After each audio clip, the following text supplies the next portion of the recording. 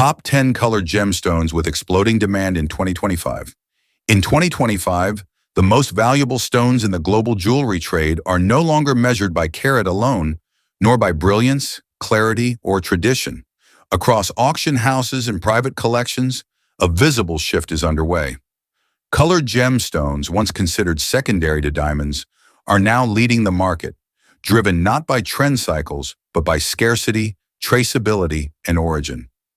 Collectors are chasing cobalt spinels from Vietnam, neon tourmalines from Brazil, and Padparadscha sapphires from Sri Lanka.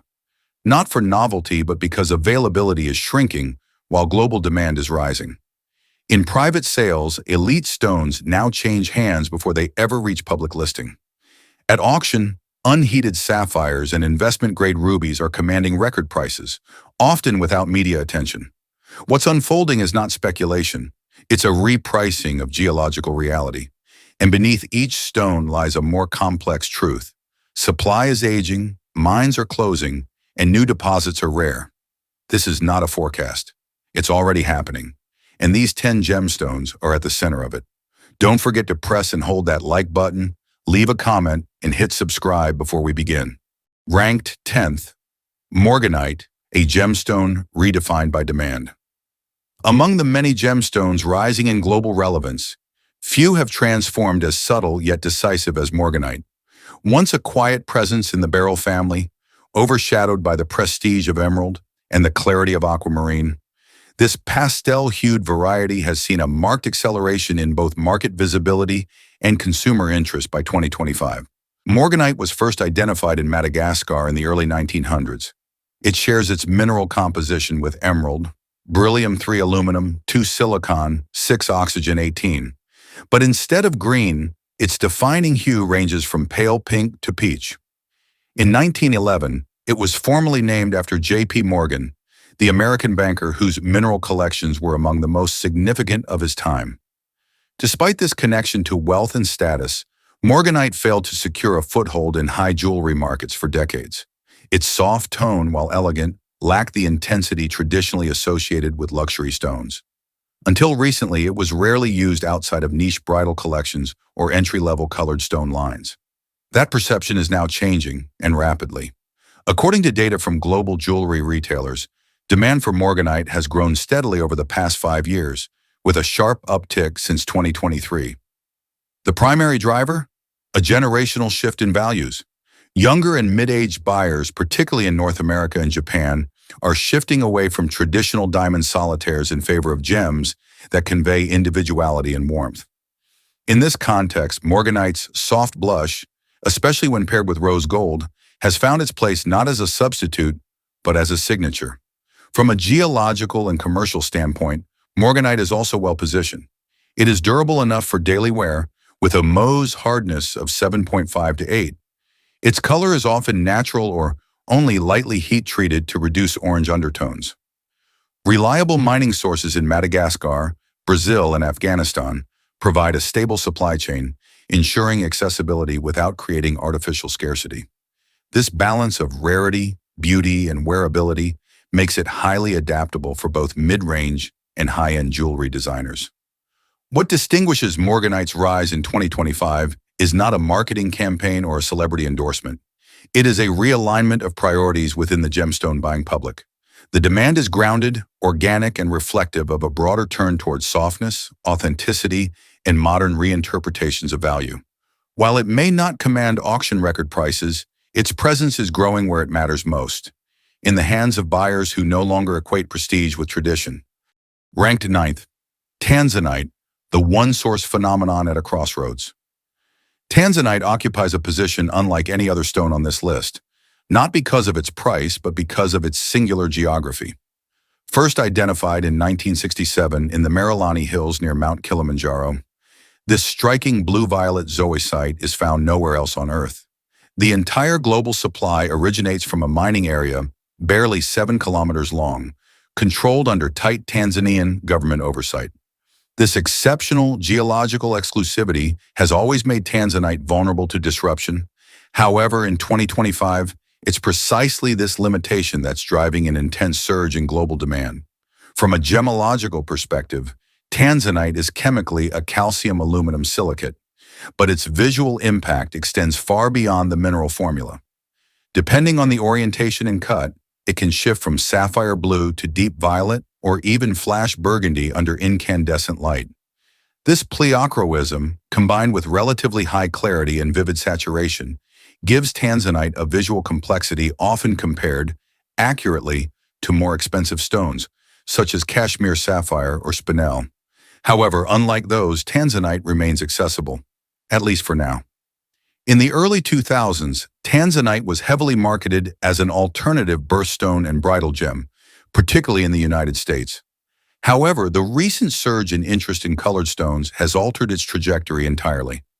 Since 2021, luxury jewelers across the US, the UAE, and Japan have begun reintroducing Tanzanite into high-end collections, framing it not as a novelty but as a rare and finite resource.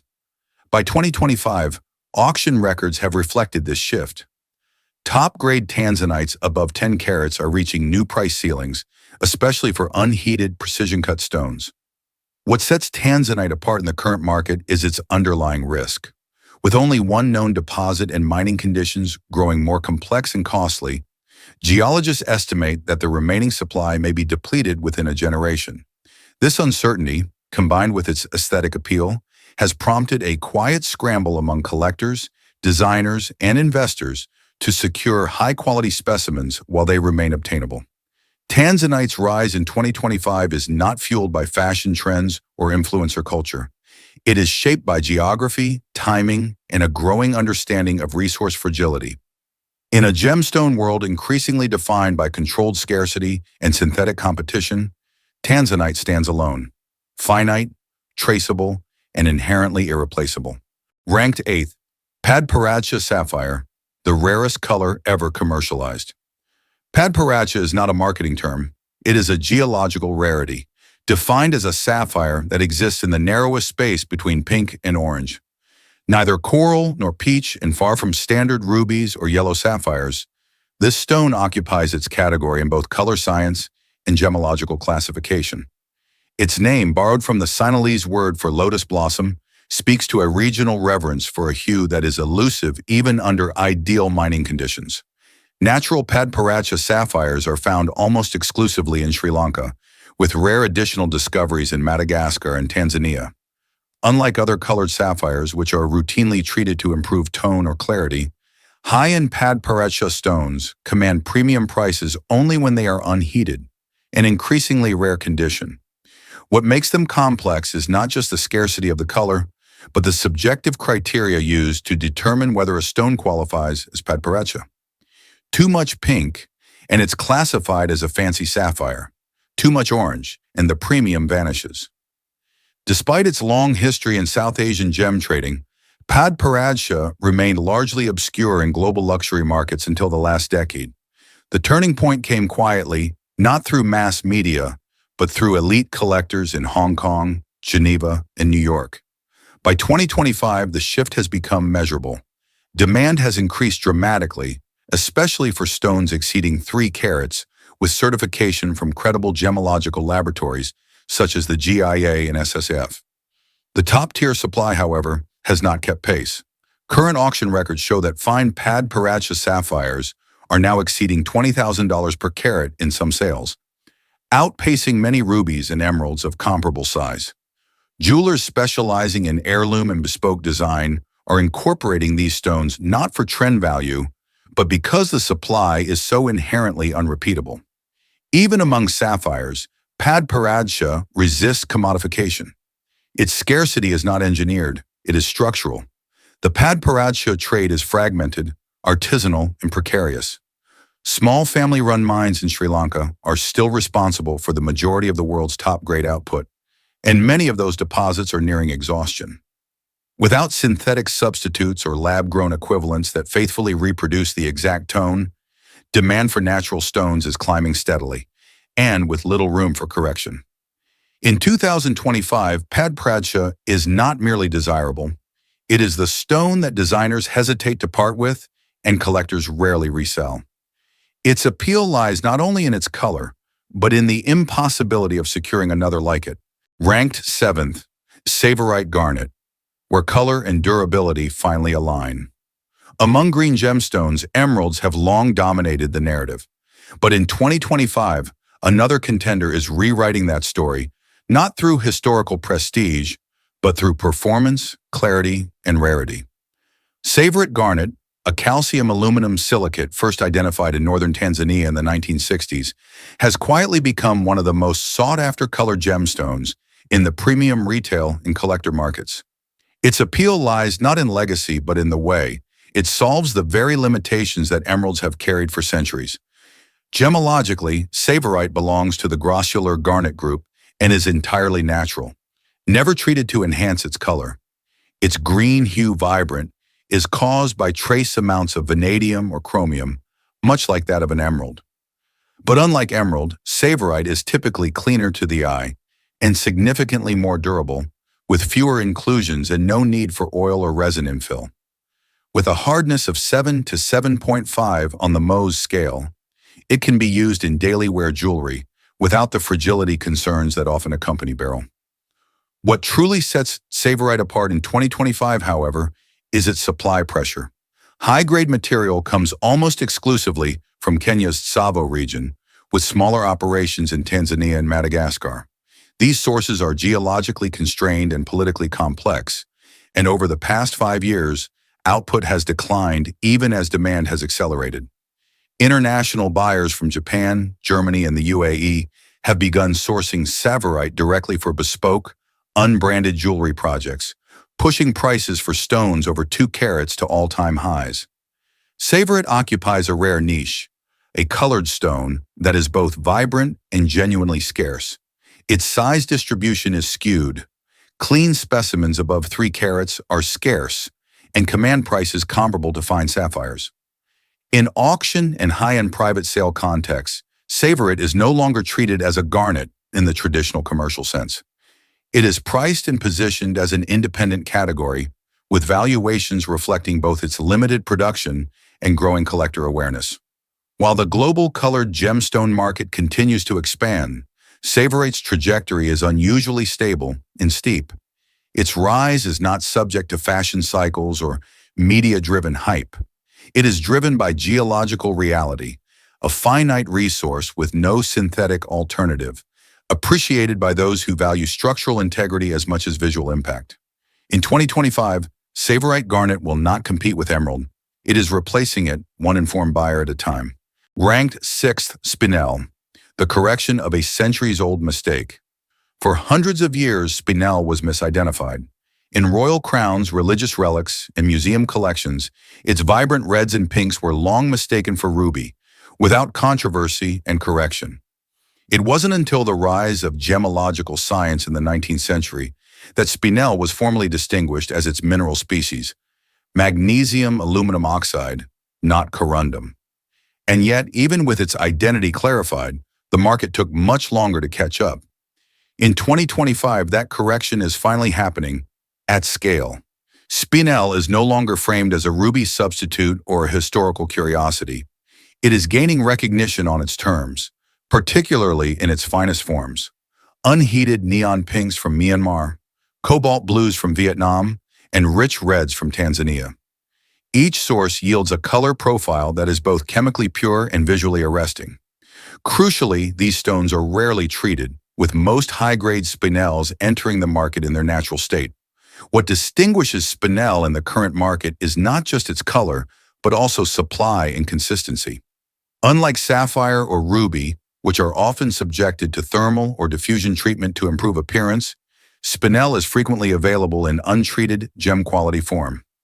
This makes it especially attractive to designers seeking authenticity and to collectors seeking traceable provenance. The demand in 2025 reflects this preference. Premium jewelers in Europe, the Gulf states, and the US are integrating Spinel into flagship pieces, positioning it beside legacy stones rather than beneath them. Commercially, the price behavior has confirmed the shift. While Spinel once traded at a fraction of the value of ruby, that gap has narrowed significantly. Stones above 5 carats in vivid hues now exceed $10,000 per carat, with cobalt blue spinels in particular crossing into sapphire-level pricing. Auctions have shown record bids, especially for stones with lab certification, confirming geographic origin and lack of treatment. Unlike many colored gems, Spinel does not rely on celebrity endorsements or marketing trends. Its growth is rooted in expert demand. Geologically, Spinel is found in metamorphic limestone deposits, often in association with corundum, which explains centuries of confusion. Today, mining sources in Mogok, Myanmar, Mahenge, Tanzania, and Luc Yen, Vietnam, are under pressure, with output constrained by both environmental regulation and depletion. As these deposits continue to yield fewer top-grade stones, the window for acquiring natural, unenhanced Spinel is closing fast. Spinel's rise in 2025 is not a renaissance. It is a revaluation, the long overdue recognition of a stone that never needed improvement, only understanding. Ranked fifth, Alexandrite, the stone that doesn't choose a color or a market. Among all known gemstones, Alexandrite holds one of the rarest optical signatures ever recorded, a complete and dramatic color shift from green in daylight to red or purplish red under incandescent light. This phenomenon, caused by chromium within the mineral chrysoberyl, has made Alexandrite one of the most scientifically prized and visually mysterious stones in modern gemology. Its discovery in the Ural Mountains of Russia in the 1830s came at a politically opportune moment. The newly found gem's green and red dichroism mirrored the imperial colors of Russia, and it was named in honor of the future Tsar Alexander II.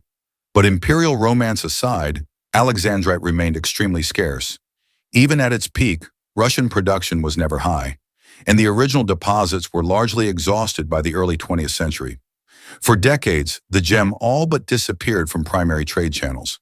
Only in the late 20th century were new sources uncovered, in Sri Lanka, Brazil, and, more recently, East Africa. Yet even these deposits produce alexandrites of high quality and minimal quantity. Stones over 1 carat with substantial color change and minimal inclusions are genuinely rare. Untreated specimens with full-spectrum color shift are considered elite, both by mineralogists and by the global auction market. By 2025, the stone has crossed a threshold in perception. No longer relegated to collector circles, Alexandrite is entering luxury jewelry design with momentum. This shift is partially data-driven. Demand for certified, untreated Alexandrite has more than doubled since 2020, according to multiple trade sources. Auction houses report a consistent rise in hammer prices, especially for Russian-origin stones, which now exceeds $70,000 per carat in select cases.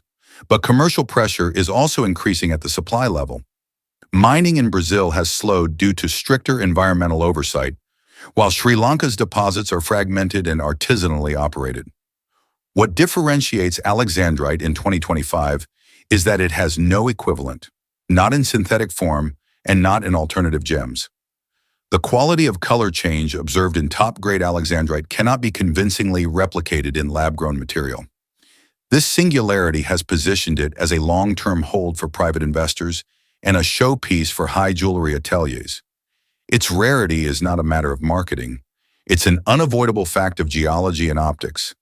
And for a market that is becoming increasingly sophisticated, Alexandrite's value proposition is not its beauty alone, but its impossibility. Ranked fourth, Paraíba Tourmaline, the stone that redefined blue. Few stones have shifted the aesthetics of modern jewelry as radically or as quickly as Paraíba Tourmaline. First unearthed in the late 1980s in the Brazilian state of Paraíba, this copper-bearing tourmaline stunned the gem world with an electric, almost surreal, blue-green hue. No prior tourmaline and no other gemstone had ever exhibited a saturation quite like it. The visual intensity came not from treatment or enhancement, but from the interaction of trace elements of copper and manganese at the atomic level, a geological anomaly never before observed. From the beginning, the supply was minimal. The original mine in São José de Batalha produced stones of such vibrance and clarity that dealers initially believed them to be artificially treated. They were not. As global awareness grew, so did the problem. Within less than a decade, the Brazilian source was nearly depleted. Prices soared. Demand outpaced supply at a speed rarely seen in natural gem markets. By the early 2000s, similar, but not identical material was discovered in Nigeria and later in Mozambique. These secondary sources expanded availability but introduced new complications in classification.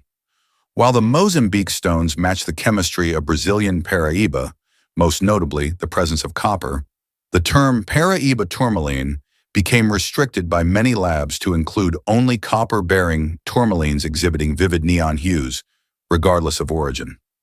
This debate continues in trade circles, but in the consumer market, the visual standard has remained the same: saturation that appears to glow from within. By 2025, Paraíba Tourmaline occupies a category all its own. In high-end jewelry, it is no longer viewed as a variety of tourmaline, but rather as a separate asset class entirely.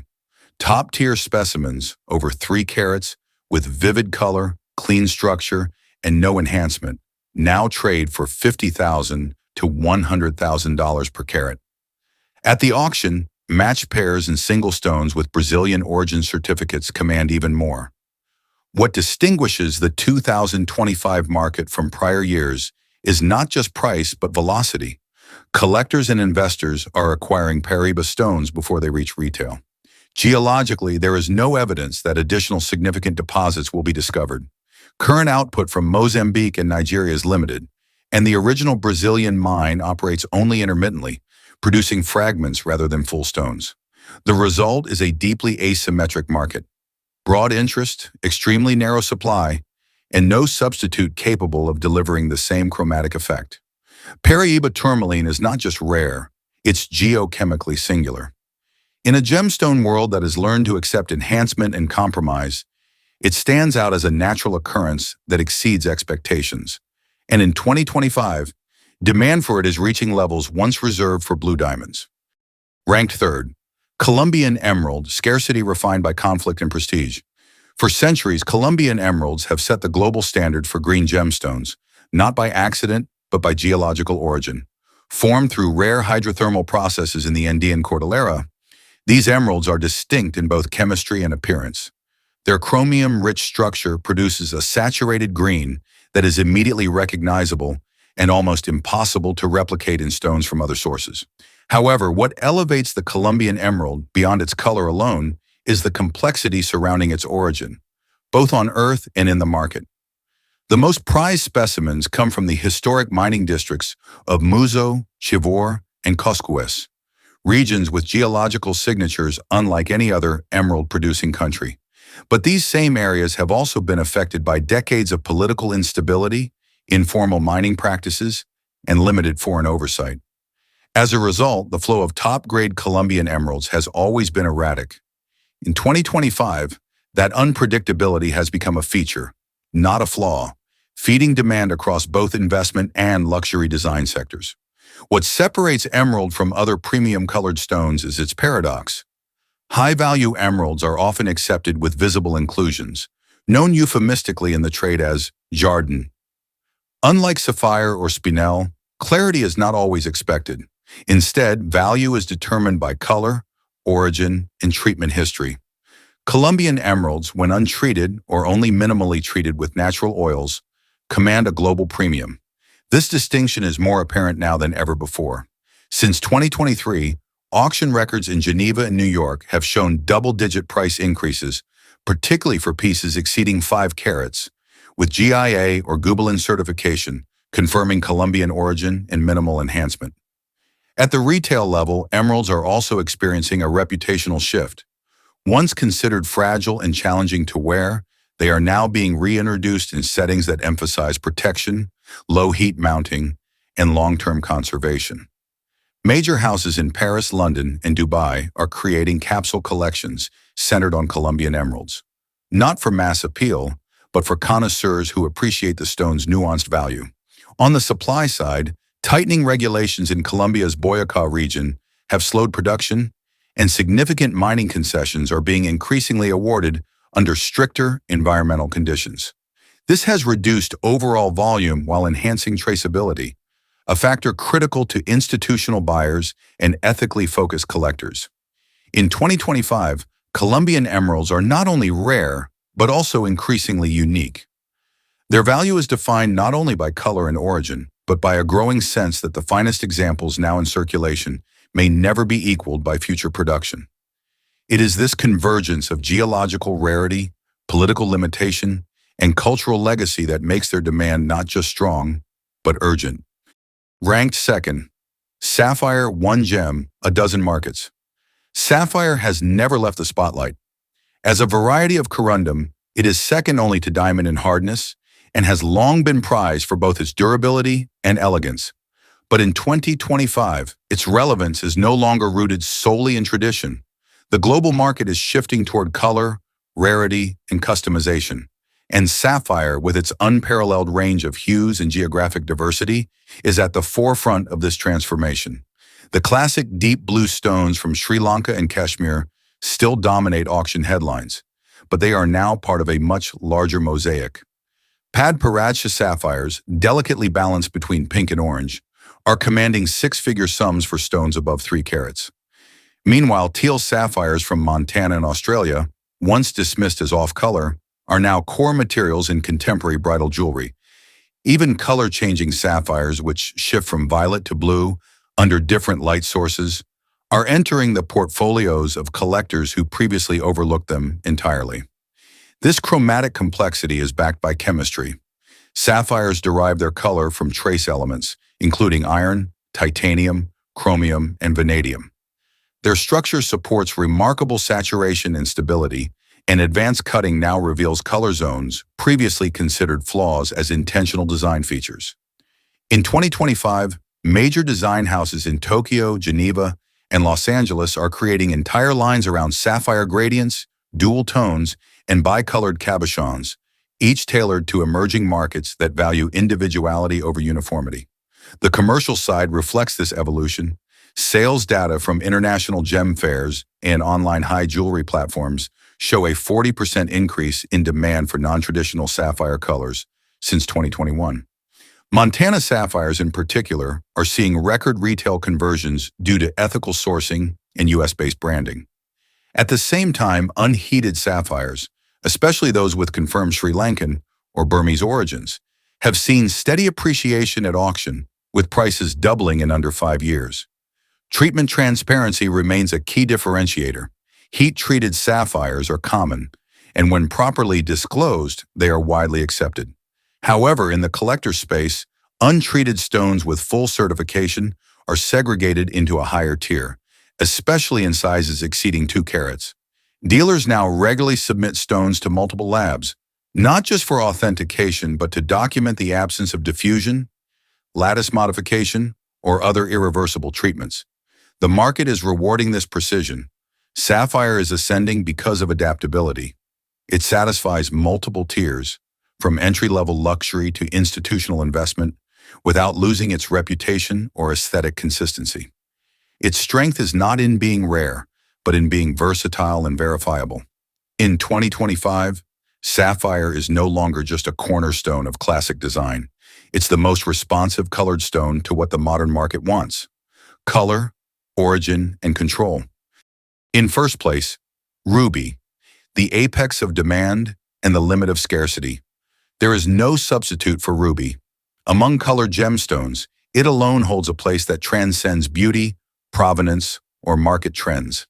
Chemically red corundum, colored by chromium and rivaling sapphire in hardness. Ruby is defined not just by what it is, but by how little of it exists in its purest form. In 2025, the demand for high-grade ruby is not increasing. It is outpacing every known supply channel, forcing buyers, investors, and auction houses to confront a new reality. The era of consistent availability is coming to an end. Geologically, ruby is exceptionally rare in gem-quality form. Its formation requires the convergence of aluminum-rich environments with chromium-bearing fluids and virtually no iron, conditions found in only a handful of locations worldwide. The most historically significant rubies originate from Mogok, Myanmar, where its mines have produced stones with unmatched saturation, fluorescence, and transparency. But access to Mogok is now limited by geopolitical tension and export restrictions. Even when material emerges, top-grade specimens above 2 carats are rare, to the point of being anomalous. In recent years, Mozambique has become the dominant supplier of gem-quality rubies, particularly from the Montepuez region.